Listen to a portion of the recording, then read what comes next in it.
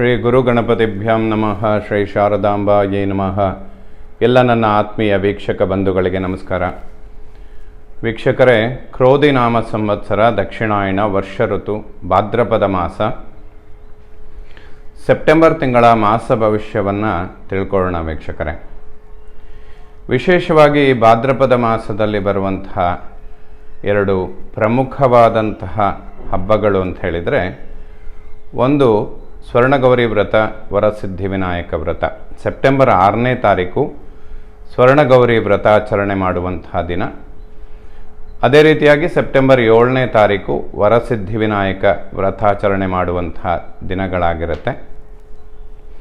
ಇಂತಹ ಪರ್ವಕಾಲದಲ್ಲಿ ಆ ದೇವತೆಗಳನ್ನು ಆರಾಧನೆ ಮಾಡಿ ಹೆಚ್ಚಿನ ಶುಭ ಫಲಗಳನ್ನು ಪಡೆಯೋದಕ್ಕೆ ಕಾರಣವಾಗಲಿ ಅಂತ ಹೇಳ್ತಾ, ಕಲಿಯುಗದಲ್ಲಿ ಅತ್ಯಂತ ಪ್ರಧಾನವಾಗಿ ಅಂದರೆ ಕ್ಷಿಪ್ರವಾಗಿ ವರವನ್ನು ಕೊಡುವಂತಹ ದೇವತೆಗಳು ಅಂತ ಹೇಳಿದರೆ ವಿನಾಯಕ ಮತ್ತು ದುರ್ಗಿ. ಹಾಗಾಗಿ ವರ್ಷದ ಪ್ರಾರಂಭ ಇಲ್ಲಿಂದ ಯಾವುದೇ ವಿಘ್ನಗಳು ಬರದೇ ಇರಲಿ, ನಿರ್ವಿಘ್ನವಾಗಿ ನಿಮ್ಮ ಕಾರ್ಯಗಳನ್ನೆಲ್ಲ ಯಶಸ್ವಿಯಾಗಲಿ, ಹಾಗೆ ಒಂದು ಗುರಿ ಮುಟ್ಟುವಂತಹ ವಿಚಾರಗಳಲ್ಲಿ ಯಾವುದೇ ವಿಘ್ನಗಳಿಲ್ಲದೆ ವಿಘ್ನಕರ್ತ, ವಿಘ್ನಹರ್ತ, ವಿಘ್ನಗಳನ್ನು ತಂದೊಡ್ಡುವಂಥವನು, ವಿಘ್ನಗಳನ್ನು ನಿವಾರಣೆ ಮಾಡುವಂಥವನು ಎರಡೂ ಕೂಡ ವಿನಾಯಕನೇ ಆಗಿರ್ತಾನೆ. ಅಂತಹ ವಿನಾಯಕನ ಆರಾಧನೆಯನ್ನು ಶ್ರದ್ಧಾಭಕ್ತಿಯಿಂದ ಆಚರಿಸಿ, ಬಹಳಷ್ಟು ರಾಶಿಯವರಿಗೆ ಈ ಮಾಸದಲ್ಲಿ ಬರುವ ವರಸಿದ್ಧಿ ವಿನಾಯಕ ನಿಜವಾಗ್ಲೂ ವರ ಕೊಡುವಂತಹ ದಿನಗಳಾಗಿರುತ್ತೆ. ಅದರಲ್ಲೂ ಕೂಡ ವೃಷಭ ರಾಶಿಯವರಿಗೆ ಪಂಚಮದಲ್ಲಿ ಕೇತುವಿನ ಸಂಚಾರ ಆಗ್ತಾ ಇರುತ್ತೆ. ಕೇತುವಿಗೆ ಪ್ರಧಾನ ದೇವತೆ ಗಣಪತಿ ಅಂತ ಹೇಳ್ತೇವೆ. ಕೇತುವಿನ ಮೇಲೆ ಗುರುದೃಷ್ಟಿ ಕೂಡ ಬೀಳ್ತಾ ಇರುತ್ತೆ. ಹಾಗಾಗಿ ನಾವು ಪ್ರಾರ್ಥನೆ ಮಾಡುವಾಗ ಹೇಳ್ತೇವೆ, ಗುರು ಗಣಪತಿಭ್ಯಾಂ ನಮಃ. ಗುರು ಮತ್ತು ಗಣಪತಿಯನ್ನು ಪ್ರಧಾನವಾಗಿ ಪ್ರಾರ್ಥನೆ ಮಾಡಬೇಕು ಯಾವುದೇ ಕೆಲಸಗಳನ್ನು ಪ್ರಾರಂಭ ಮಾಡುವಂಥದ್ದಿದ್ರೆ ಅಂತ. ಆ ರೀತಿಯಲ್ಲಿ 5ನೇ ಮನೆಯಲ್ಲಿ ಕೇತು ಇರೋದರಿಂದ ವೃಷಭ ರಾಶಿಯವರಿಗೆ ಗಣಪತಿ ಆರಾಧನೆ ಅತಿ ಹೆಚ್ಚಿನ ಫಲಗಳನ್ನು ಕೊಡುತ್ತೆ, ಹಾಗೆ ಅತ್ಯಂತ ಅವಶ್ಯಕವೂ ಕೂಡ ಆಗಿರುತ್ತೆ. ಅದೇ ರೀತಿಯಲ್ಲಿ ಮಿಥುನ ರಾಶಿ ಮತ್ತು ಸಿಂಹ ರಾಶಿಯವರಿಗೂ ಕೂಡ ಅತ್ಯಂತ ಪ್ರಮುಖವಾಗುತ್ತೆ. ಆನಂತರದಲ್ಲಿ ವೃಶ್ಚಿಕ ರಾಶಿ, ಏಕೆಂದರೆ ಪಂಚಮದಲ್ಲಿ ರಾಹು ಇರ್ತಾನೆ, ಏಕಾದಶದಲ್ಲಿ ಕೇತು. ಕುಂಭರಾಶಿಯವರಿಗಂತೂ ಅತ್ಯಂತ ಪ್ರಮುಖವಾಗಿ ಗಣಪತಿ ಆರಾಧನೆ ಮಾಡುವಂಥದ್ದು. ಒಂದೂವರೆ ವರ್ಷಗಳ ಕಾಲ ರಾಹುಕೇತುಗಳ ಸಂಚಾರ ದ್ವಿತೀಯಾಷ್ಟಮದಲ್ಲಾಗ್ತಾ ಇರುತ್ತೆ. ಹಾಗಾಗಿ ಕುಂಭರಾಶಿಯವರಿಗೆ ಅತ್ಯಂತ ಅವಶ್ಯಕವಾಗುತ್ತೆ. ಮೀನರಾಶಿಯವರಿಗೂ ಕೂಡ ಈ ರೀತಿಯಾಗಿ ಈ ವರ್ಷದಲ್ಲಿ ಬರುವಂತಹ ಈ ವರಸಿದ್ಧಿ ವಿನಾಯಕ ವ್ರತಾಚರಣೆ ಮಾಡುವಂಥದ್ದು ಹಲವು ರಾಶಿಯವರಿಗೆ ಖಂಡಿತ ಶುಭ ಫಲಗಳನ್ನು ಕಾಣೋದಕ್ಕೆ ಸಾಧ್ಯ. ಅದೇ ರೀತಿಯಲ್ಲಿ ಈ ಸೆಪ್ಟೆಂಬರ್ 16ನೇ ತಾರೀಕು ಅನಂತ ಪದ್ಮನಾಭ ವ್ರತಾಚರಣೆ ಮಾಡುವಂತಹ ದಿನ. ಆ ಒಂದು ಸಂಕಲ್ಪ ಇರುವಂಥವರು ಆ ವ್ರತವನ್ನು ಆಚರಣೆ ಮಾಡೋದರಿಂದ ಖಂಡಿತ ಶುಭ ಫಲಗಳನ್ನು ಪಡಿತಾರೆ. ಅನಂತ ಪದ್ಮನಾಭನ ಒಂದು ವರ ಇರುವಂತಹ ಕುಟುಂಬಗಳು, ಅಂತಹ ಆ ದೇವತೆಯ ಆಚರಣೆ ಇರುವಂಥವರು ಅದನ್ನು ಖಂಡಿತವಾಗಲೂ ಮಾಡುವಂಥದ್ದು ಶುಭ ಆಗುತ್ತೆ. 17ನೇ ತಾರೀಕು ರಾಹು ಜಯಂತಿ.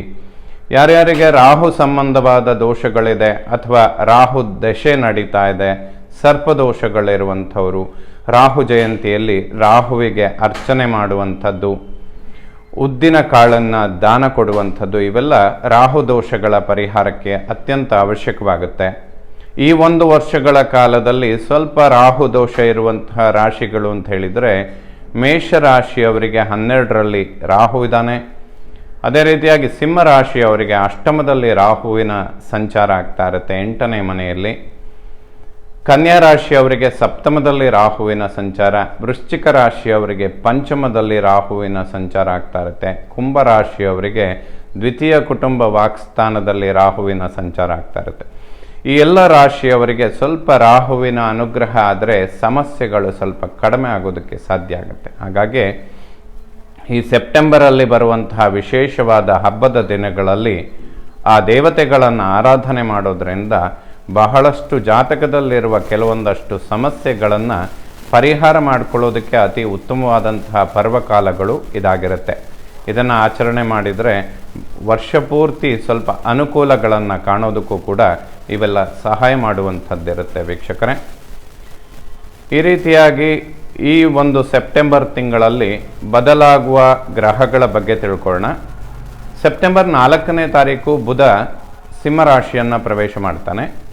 ಸೆಪ್ಟೆಂಬರ್ 16ನೇ ತಾರೀಕು ಸೂರ್ಯ ಕನ್ಯಾ ರಾಶಿಯನ್ನು ಪ್ರವೇಶ ಮಾಡ್ತಾನೆ. ಅಂದರೆ ಸೆಪ್ಟೆಂಬರ್ 4ರಿಂದ ಸೆಪ್ಟೆಂಬರ್ 16ರ ತನಕ ಬುಧಾದಿತ್ಯ ಯೋಗ ಅನ್ನುವಂಥದ್ದು ಸಿಂಹರಾಶಿಯಲ್ಲೇ ನಡೀತಾ ಇರುತ್ತೆ. ಇದು ಬಹಳ ಉತ್ತಮವಾದಂತಹ ಸಮಯ ಆಗಿರುತ್ತೆ. ಯಾಕೆಂದರೆ ಸರ್ವೇ ಸಾಮಾನ್ಯವಾಗಿ ಜ್ಯೋತಿಷ್ಶಾಸ್ತ್ರದಲ್ಲಿ ಪ್ರಧಾನವಾಗಿ ಬೇಕಾಗಿರುವಂತಹ ಅಥವಾ ಎಲ್ಲರ ಜಾತಕದಲ್ಲಿ ಇರಬಹುದಾದಂತಹ ಯೋಗ ಅಂತ ಹೇಳಿದರೆ ಬುಧಾದಿತ್ಯ ಯೋಗ. ಆತ್ಮ ಮತ್ತು ಜ್ಞಾನ ಅನ್ನುವಂತಹ ಎರಡು ಗ್ರಹಗಳ ಯುತಿಯಾದಾಗ ಒಬ್ಬ ಮನುಷ್ಯನಿಗೆ ಆತ್ಮಜ್ಞಾನ ಅಂದರೆ ಸಿಕ್ಸ್ತ್ ಸೆನ್ಸ್ ಅಥವಾ ಸೂಕ್ಷ್ಮತೆ ಅನ್ನುವಂಥದ್ದು ತುಂಬ ಚೆನ್ನಾಗಿ ಕೆಲಸ ಮಾಡುತ್ತೆ. ಸಮಯ ಸಂದರ್ಭಕ್ಕೆ ಸರಿಯಾಗಿ ಹೊಂದಿಕೊಳ್ಳುವಂಥದ್ದು ಅಥವಾ ಸಮಯಕ್ಕೆ ಮುಂಚಿತವಾಗಿ ಬರಬಹುದಾದಂತಹ ಸಮಸ್ಯೆಗಳನ್ನು ಒಂದು ಊಹಿಸಿಕೊಳ್ಳಬಹುದಾದಂಥದ್ದು, ಅದಕ್ಕೆ ಬೇಕಾದಂತಹ ಪರಿಹಾರಗಳನ್ನು ಸೃಷ್ಟಿ ಮಾಡಿಕೊಳ್ಳುವಂಥದ್ದು, ಇವೆಲ್ಲ ನಿಪುಣತೆ ಅಂತ ಹೇಳುತ್ತೆ. ಅದನ್ನು ಬುಧಾದಿತ್ಯ ಯೋಗದಿಂದ ಪಡ್ಕೊಳ್ಳೋದಕ್ಕೆ ಸಾಧ್ಯ. ಆ ರೀತಿಯಲ್ಲಿ ಆಲ್ಮೋಸ್ಟ್ 4ನೇ ತಾರೀಕಿನಿಂದ 16ನೇ ತಾರೀಕಿನ ತನಕ ಬುಧಾದಿತ್ಯ ಯೋಗ ಬಹಳಷ್ಟು ಶುಭ ಫಲಗಳನ್ನು ಕೊಡುತ್ತೆ ವೀಕ್ಷಕರೇ. 18ನೇ ತಾರೀಕು ಶುಕ್ರ ತುಲಾ ರಾಶಿಯನ್ನು ಪ್ರವೇಶ ಮಾಡ್ತಾನೆ, ತನ್ನ ಸ್ವಕ್ಷೇತ್ರಕ್ಕೆ ಬರ್ತಾನೆ. ಇದು ಬಹಳ ಮುಖ್ಯವಾದಂತಹ ಒಂದು ಪರಿವರ್ತನೆ ಆಗಿರುತ್ತೆ. ಯಾಕೆಂದರೆ ಶುಕ್ರ ತನ್ನ ನೀಚ ಕ್ಷೇತ್ರದಲ್ಲಿದ್ದು ಕೇತುಗ್ರಸ್ತನಾಗಿರ್ತಾನೆ. ಎಲ್ಲಿಯ ತನಕ? ಸೆಪ್ಟೆಂಬರ್ 18ರ ತನಕ. ಆನಂತರ ಅವನು ಸ್ವಕ್ಷೇತ್ರಕ್ಕೆ ಬರ್ತಾನೆ. ಸೊ ಸೆಪ್ಟೆಂಬರ್ 18ರ ನಂತರ ಸೃಷ್ಟಿಯಾಗುವಂತಹ ಒಂದು ಶುಕ್ರನ ಪರಿವರ್ತನೆ ಹಲವಾರು ರಾಶಿಗಳಿಗೆ ಒಂದು ರಿಲೀಫನ್ನು ಕೊಡುತ್ತೆ. ಅಥವಾ ಅನವಶ್ಯಕ ಈ ತಾತ್ಕಾಲಿಕವಾಗಿ ಈಗೊಂದು 2 ತಿಂಗಳಿಂದ ಸೃಷ್ಟಿಯಾದಂತಹ ಸಮಸ್ಯೆಗಳಿಗೆ ಪರಿಹಾರಗಳನ್ನು ಕಂಡುಕೊಳ್ಳೋದಕ್ಕೆ ಆ ಶುಕ್ರನ ಪರಿವರ್ತನೆ ಅತ್ಯಂತ ಪ್ರಮುಖವಾಗುತ್ತೆ ವೀಕ್ಷಕರೇ. ಇದೇ ರೀತಿಯಾಗಿ ಸೆಪ್ಟೆಂಬರ್ 23ನೇ ತಾರೀಕು ಬುಧ ಮತ್ತೊಮ್ಮೆ ಸಿಂಹರಾಶಿಯಿಂದ ಕನ್ಯಾ ರಾಶಿಯನ್ನು ಪ್ರವೇಶ ಮಾಡ್ತಾನೆ, ತನ್ನ ಉಚ್ಚ ಕ್ಷೇತ್ರಕ್ಕೆ ಬರ್ತಾನೆ. ಸೊ ಈ ಒಂದು ಸೆಪ್ಟೆಂಬರ್ ತಿಂಗಳಲ್ಲಿ 3 ಗ್ರಹಗಳ ಚಲನೆ ಅನ್ನುವಂಥದ್ದು ಬಹಳಷ್ಟು ಪ್ಲಸ್ ಪಾಯಿಂಟ್ಗಳನ್ನು ಹೊಂದಿರುತ್ತೆ. ಸೂರ್ಯ ಆಲ್ರೆಡಿ ಸ್ವಕ್ಷೇತ್ರದಲ್ಲಿರ್ತಾನೆ. ಬುಧಾದಿತ್ಯ ಯೋಗ ಅನ್ನುವಂಥದ್ದು 4ನೇ ತಾರೀಕಿನಿಂದ ಸೃಷ್ಟಿಯಾಗುತ್ತೆ. ಶುಕ್ರ 18ನೇ ತಾರೀಕು ತನ್ನ ಸ್ವಕ್ಷೇತ್ರಕ್ಕೆ ಬಂದರೆ ಬುಧ ಉಚ್ಚ ಕ್ಷೇತ್ರಕ್ಕೆ 23ನೇ ತಾರೀಕು ಬರ್ತಾನೆ. ಸೊ ಈ ಪ್ರತಿ ತಿಂಗಳು ಬದಲಾಗುವಂತಹ ಗ್ರಹಗಳು ಆಲ್ಮೋಸ್ಟ್ 3ರಿಂದ 4 ಗ್ರಹಗಳು, ಅವರೆಲ್ಲರ ಚಲನೆ ಈ ಮಾಸಗಳಲ್ಲಿ ಅದ್ಭುತವಾಗಿದೆ ಅಂತಲೇ ಹೇಳ್ಬೋದು ವೀಕ್ಷಕರೇ.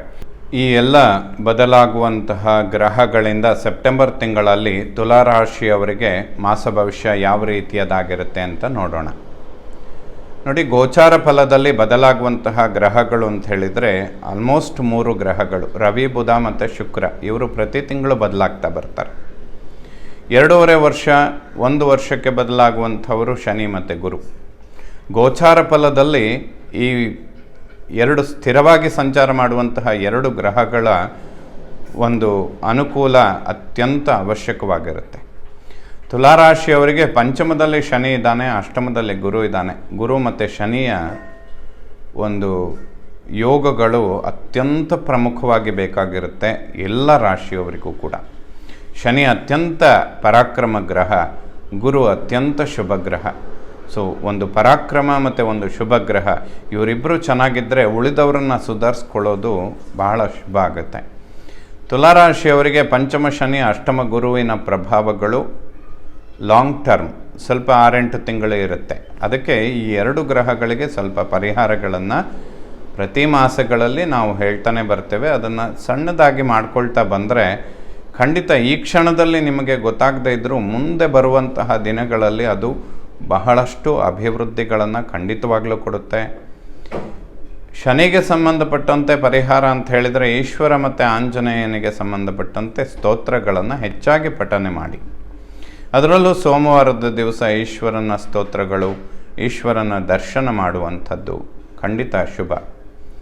ಗುರುಗಳಿಗೆ ಸಂಬಂಧಪಡುವಂಥದ್ದು ದತ್ತಾತ್ರೇಯರು, ದಕ್ಷಿಣಾಮೂರ್ತಿಗಳಿಗೆ ಸಂಬಂಧಪಟ್ಟಂತಹ ಸ್ತೋತ್ರಗಳನ್ನು ಪಠನೆ ಮಾಡುವಂಥದ್ದು ಖಂಡಿತ ಶುಭ. ಈ 2 ಪರಿಹಾರ ತುಲಾರಾಶಿಯವರಿಗೆ ನಾವು ಪ್ರತಿ ಮಾಸದಲ್ಲೂ ಹೇಳ್ತೇವೆ. ಇದರ ಅವಶ್ಯಕತೆಗಳು ಖಂಡಿತವಾಗಲೂ ಇರುತ್ತೆ ವೀಕ್ಷಕರೇ.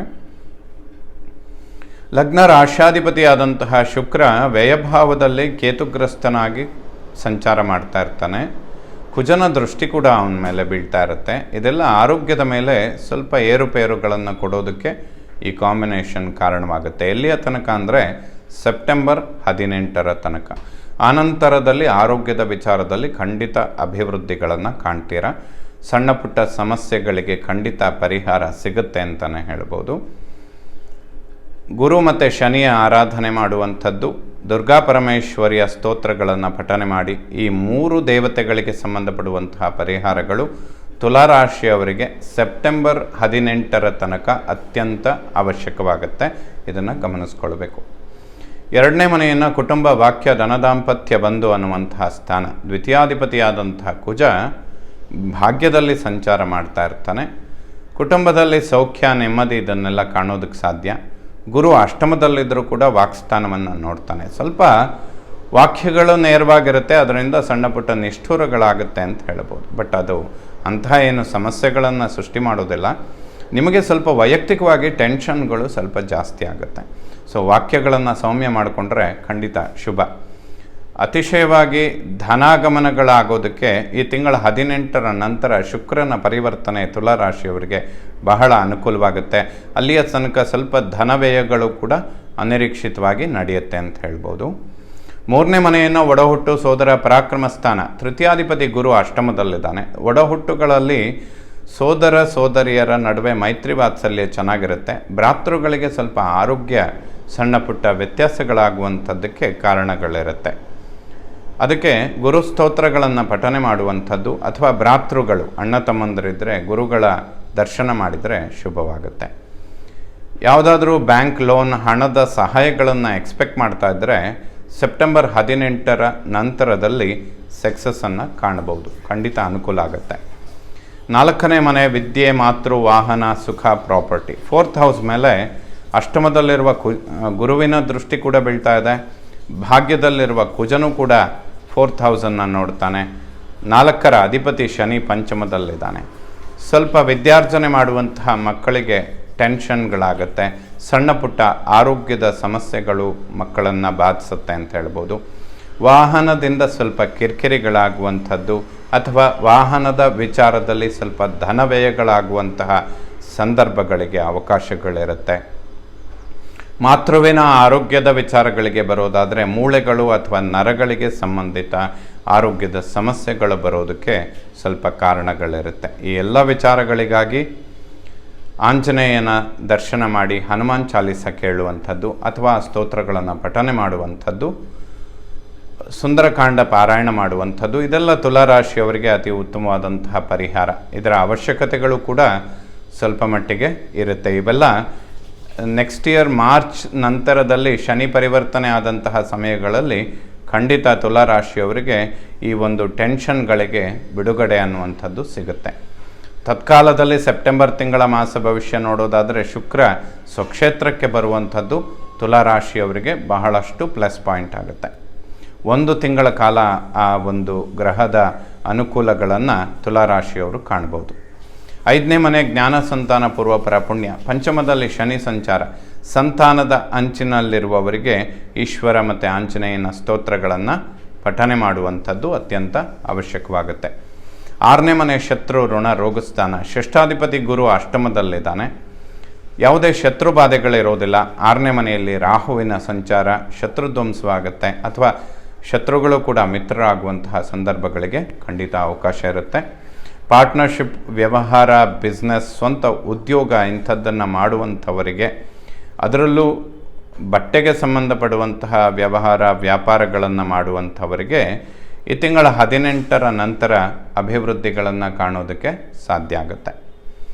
7ನೇ ಮನೆಯನ್ನು ಮಾಂಗಲ್ಯ, ವಿವಾಹ, ದಾಂಪತ್ಯ. ಸಪ್ತಮಾಧಿಪತಿ ಕುಜ ಭಾಗ್ಯದಲ್ಲಿದ್ದಾನೆ. ದಂಪತಿಗಳಲ್ಲಿ ಸ್ವಲ್ಪ ಆರೋಗ್ಯದ ಅಭಿವೃದ್ಧಿಗಳನ್ನು ಎಕ್ಸ್ಪೆಕ್ಟ್ ಮಾಡ್ಬೋದು. ಕಳೆದ 1-1.5 ತಿಂಗಳು ಸ್ವಲ್ಪ ಈ ವಿಚಾರಗಳಲ್ಲಿ ಸಮಸ್ಯೆಗಳಿದ್ದರೂ ಕೂಡ ಮುಂದೆ ಬರುವಂತಹ ದಿನಗಳು ಅಭಿವೃದ್ಧಿಗಳನ್ನು ಕಾಣೋದಕ್ಕೆ ಸಾಧ್ಯ. ವಿವಾಹದ ಅಂಚಿನಲ್ಲಿರುವವರಿಗೆ ಗುರುಬಲದ ಕೊರತೆ ಇರುತ್ತೆ. ಸದ್ಯಕ್ಕೆ ಅಂತಹ ಶುಭ ಕಾರ್ಯಗಳಿಗೆ ಇದು ಅಷ್ಟು ಸೂಕ್ತವಾದಂತಹ ಸಮಯ ಆಗಿರೋದಿಲ್ಲ. ವೀಕ್ಷಕರು ಇದನ್ನು ಗಮನಿಸ್ಕೊಳ್ಬೇಕು. ಅಷ್ಟಮ ಭಾವವನ್ನು ಮೃತ್ಯುಸ್ಥಾನ. ಗುರು ಅಷ್ಟಮದಲ್ಲಿದ್ದು ಕುಟುಂಬ ಸ್ಥಾನವನ್ನು, ವಾಕ್ಸ್ಥಾನವನ್ನು ನೋಡ್ತಾನೆ. ಗುರು ಸ್ವಲ್ಪ ವಾಕ್ಯಗಳನ್ನು ನೇರ ಮಾಡ್ತಾನೆ. ವಾಕ್ಯಗಳಿಂದ ಟೆನ್ಷನ್ ಆಗುತ್ತೆ, ಕುಟುಂಬದಲ್ಲಿ ನಿಷ್ಠುರ, ಅದು ಗುರು ಇನ್ನಷ್ಟು ಟೆನ್ಷನ್ಗಳಿಗೆ ಕಾರಣ ಕೊಡ್ತಾನೆ ಅಂತ ಹೇಳ್ಬೋದು. ಶನಿ ಕೂಡ ಪಂಚಮದಲ್ಲಿದ್ದಾನೆ. ಪೂರ್ವಪರ ಪುಣ್ಯಸ್ಥಾನದಲ್ಲಿ ಶನಿ ಇದ್ದಾಗ ಟೆನ್ಷನ್ ಸ್ವಲ್ಪ ಜಾಸ್ತಿ ಆಗುತ್ತೆ ಅಂತ ಹೇಳುತ್ತೆ. ಇದಕ್ಕೆ ಗುರು ಮತ್ತು ಶನಿಯ ಒಂದು ಶ್ಲೋಕಗಳನ್ನು ಓದುವಂಥದ್ದು ಅವಶ್ಯಕವಾಗುತ್ತೆ. 9ನೇ ಮನೆ ಭಾಗ್ಯಸ್ಥಾನ. ಭಾಗ್ಯದಲ್ಲಿ ಕುಜನ ಸಂಚಾರ ಆಗ್ತಾ ಇರುತ್ತೆ. ಭಾಗ್ಯಾಧಿಪತಿಯಾದಂತಹ ಬುಧ ವ್ಯಯಭಾವಕ್ಕೆ ಬರ್ತಾನೆ ಈ ತಿಂಗಳ 23ರ ನಂತರ. ಸೂರ್ಯ ಕೇತುಗ್ರಸ್ತನಾಗಿರ್ತಾನೆ. ಪಿತೃಕಾರಕ ಸೂರ್ಯ ಕೇತುಗ್ರಸ್ತನಾಗಿ ಕುಜ ಅವನನ್ನು ವೀಕ್ಷಣೆ ಮಾಡುವಂಥದ್ದು. ಸೆಪ್ಟೆಂಬರ್ 23ರ ನಂತರ ಬುಧ ಕೂಡ ವ್ಯಯಭಾವಕ್ಕೆ ಬರ್ತಾನೆ. ಪಿತೃವಿನ ಆರೋಗ್ಯದಲ್ಲಿ ವ್ಯತ್ಯಾಸಗಳಾಗೋದಕ್ಕೆ ಕಾರಣಗಳಿರುತ್ತೆ. ಅದರಲ್ಲೂ ವೃದ್ಧಾಪ್ಯದಲ್ಲಿರುವಂಥವರು, ಹೃದ್ರೋಗದ ಸಮಸ್ಯೆಗಳು ಇಂಥದ್ದೇನಾದರೂ ಇದ್ದರೆ ಮಾಸಿಕ ತಪಾಸಣೆಗಳು ತುಲಾರಾಶಿಯವರಿಗೆ ಸ್ವಲ್ಪ ಪಿತೃಗಳ ಆರೋಗ್ಯದ ಬಗ್ಗೆ ಗಮನ ಕೊಡುವಂಥದ್ದು ಅವಶ್ಯಕವಾಗುತ್ತೆ. 10ನೇ ಮನೆ ಕರ್ಮ ಉದ್ಯೋಗ ಸ್ಥಾನ. ಏಕಾದಶದಲ್ಲಿ ಬುಧಾದಿತ್ಯ ಯೋಗ ಆಲ್ಮೋಸ್ಟ್ ಸೆಪ್ಟೆಂಬರ್ 16ರ ತನಕ ಇರುತ್ತೆ. ನಿಪುಣ ಯೋಗ ಅಂತ ಕೂಡ ಹೇಳ್ತೇವೆ. ಕರ್ಮ ಉದ್ಯೋಗದಲ್ಲಿ ಯಶಸ್ಸು ಅಭಿವೃದ್ಧಿಗಳನ್ನು ಕಾಣೋದಕ್ಕೆ ಸಾಧ್ಯ. ಲಾಭಗಳನ್ನು ಕೂಡ ಹೆಚ್ಚಾಗಿ ನಿರೀಕ್ಷೆ ಮಾಡ್ಬೋದು. ಏಕೆಂದರೆ ಲಾಭಾಧಿಪತಿ ಸೂರ್ಯ ಲಾಭದಲ್ಲೇ ಇರ್ತಾನೆ. ಭಾಗ್ಯಾಧಿಪತಿಯನ್ನು ಒಡಗೂಡಿ ಕೂತ್ಕೊಳ್ತಾನೆ. ಕೇಂದ್ರ ಕೋಣಾಧಿಪತಿಗಳು ಲಾಭಸ್ಥಾನದಲ್ಲಿ ಸಂಚಾರ ಮಾಡೋದ್ರಿಂದ ತುಲಾರಾಶಿಯವರಿಗೆ ವ್ಯಾವಹಾರಿಕವಾಗಿ ಉದ್ಯೋಗ ಇಂತಹ ವಿಚಾರಗಳಲ್ಲಿ ಯಾವುದೇ ಸಮಸ್ಯೆಗಳು ಇರೋದಿಲ್ಲ. ಅತಿಶಯವಾದ ಲಾಭಗಳನ್ನು ಖಂಡಿತವಾಗಲೂ ನಿರೀಕ್ಷೆ ಮಾಡ್ಬೋದು. ವ್ಯಯಭಾವವನ್ನು ಮೋಕ್ಷಸ್ಥಾನ. ಶುಕ್ರ ಸೆಪ್ಟೆಂಬರ್ 18ರ ತನಕ ವ್ಯಯಭಾವದಲ್ಲಿ ನೀಚನಾಗಿ ಕೇತುಗ್ರಸ್ತನಾಗಿ ಕುಜ ಅವನನ್ನು ವೀಕ್ಷಣೆ ಮಾಡುವಂಥದ್ದಿರುತ್ತೆ. ಇದನ್ನು ಭೃಗಂಗಾರಕ ದೋಷ ಅಂತ ಹೇಳ್ತೇವೆ. ತುಲಾ ಲಗ್ನದವರು, ಅದರಲ್ಲೂ ಸ್ತ್ರೀಯರಿಗೆ ಸ್ವಲ್ಪ ಗರ್ಭಕೋಶದ ಆರೋಗ್ಯದ ವಿಚಾರಗಳು ಬಾಧಿಸುವಂತಹ ಸಂದರ್ಭಗಳು ಹೆಚ್ಚಾಗಿರುತ್ತೆ. ಇದಕ್ಕೆ ದುರ್ಗಾ ಪರಮೇಶ್ವರಿಯ ಖಡ್ಗಮಾಲಾ ಸ್ತೋತ್ರ ಇಂಥದ್ದನ್ನು ಪಠನೆ ಮಾಡಿದರೆ ಶುಭವಾಗುತ್ತೆ. ದುರ್ಗಾ ಪರಮೇಶ್ವರಿಯ ದರ್ಶನ ಮಾಡಿ ಅಭಿಷೇಕ ಅರ್ಚನೆ ಮಾಡುವಂಥದ್ದು ಇದಕ್ಕೆ ಒಂದು ಪರಿಹಾರ ವೀಕ್ಷಕರೇ. ಸೊ ಎಲ್ಲ ನವಗ್ರಹಗಳು ಕೂಡ ತುಲಾರಾಶಿಯವರಿಗೆ ಶುಭ ಫಲಗಳನ್ನೇ ಕೊಡುವಂಥವರಾಗಲಿ. ಶ್ರೀ ಶಾರದಾ ಪರಮೇಶ್ವರಿಯ ಸಂಪೂರ್ಣ ಅನುಗ್ರಹ ಎಲ್ಲ ನನ್ನ ವೀಕ್ಷಕ ಬಂಧುಗಳ ಮೇಲಿರಲಿ. ಶುಭವಾಗಲಿ ವೀಕ್ಷಕರೇ.